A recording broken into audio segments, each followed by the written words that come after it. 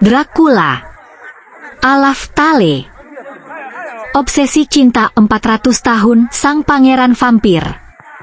Diadaptasi dari novel klasik milik Bram Stoker, film romansa cinta pangeran vampir ini dikemas ulang sutradara asal Prancis Luc Besson menjadi lebih dramatis. Menceritakan Pangeran Vlad II Dracula, Caleb Landry Jones, yang merasa sakit hati mendalam kepada Tuhan akibat istrinya meninggal di tengah perang.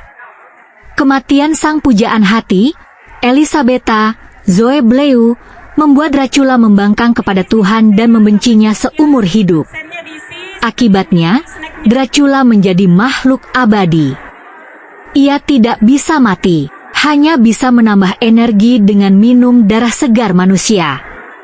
Dracula hidup bertahun-tahun hingga berabad-abad dengan tetap percaya bahwa jiwa dan hati murni akan membuat kekasihnya bereinkarnasi lalu kembali ke pelukannya. Inilah review film Dracula, Alaf Tale. Film ini menyajikan perjalanan hidup tragis pangeran pengisap darah yang melakukan segala cara untuk mendapatkan kembali sang kekasih, meski dengan mengubah semua orang menjadi vampir. Secara alur, Dracula, Alaf Tale mudah diikuti dan tidak bikin bingung sama sekali. Dimulai dengan masa lalu Dracula dan pasangannya yang penuh cinta dan gairah satu sama lain, hingga bagaimana putus asanya seorang pangeran kegelapan untuk mendapatkan kembali sang belahan jiwa.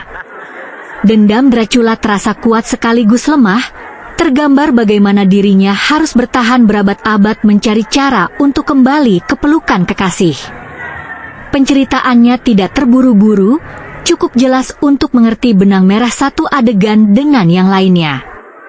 Meski begitu, terlalu banyak repetisi untuk membangun cerita yang solid. Meskipun secara alur baik, tetapi storytelling juga terasa sedikit datar. Untungnya, akting para aktor meyakinkan. Luc Besson memberi pendekatan berbeda dalam mengemas Dracula, Alaf Tale.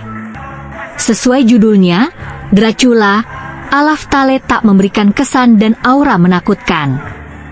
Penekanannya bukan membangkitkan kesan ngeri di benak penonton. Dracula, Alaf Tale lebih dominan ke genre romantis dibalut kisah tragis. Karakter pangeran vampir seolah dilemahkan oleh cinta. Tidak ada taring yang membuat bulu kuduk penonton merinding. Caleb Landry Jones sukses memenuhi visi sang sutradara. Ia menampilkan citra Dracula yang mengekspresikan rasa sedih, patah hati, amarah, juga dendam. Semua emosi menjadi satu. Bicara soal teknis, Dracula, Alaf Tale layaknya film-film lain yang memang berkewajiban menyajikan skene-skene yang nyaman ditonton, baik dari angle hingga color grading untuk setting filmnya cukup rapi. Alur memang baik dan rapi.